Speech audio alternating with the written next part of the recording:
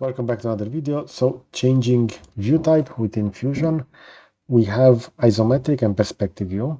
You can find those over here on the home button. You can right click and we're gonna see we have orthographic, which for the following body in white will look as following. So you can already see the shape of the car. This is within orthographic.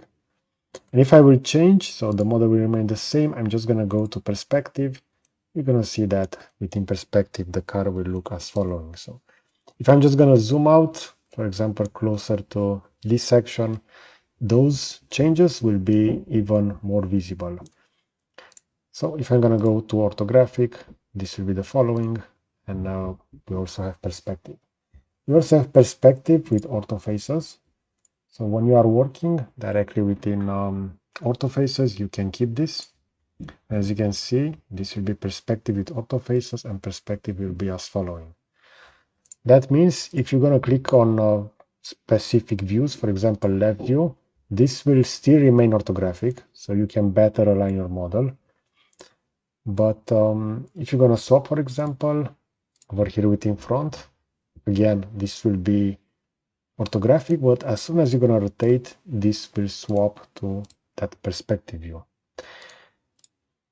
And you can use this, for example, if you want to create some references, as I have many videos on my channel regarding the mechanism wheel.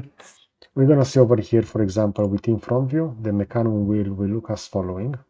So this will be perspective, but if I'm going to go to orthographic, we're going to see that actually all of those will be within the main, let's say, sphere that will encompass the mechanism wheel.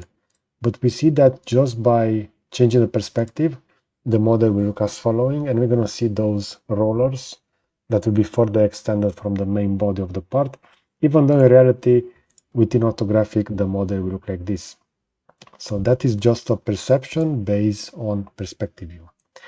Okay, so I hope you enjoyed this kind of content. You're going to find more Fusion tips and tricks over here on the left. And if you enjoy this kind of content, you can consider to subscribe. You're going to find the button on the right side. Okay, so that's it. Thanks for watching.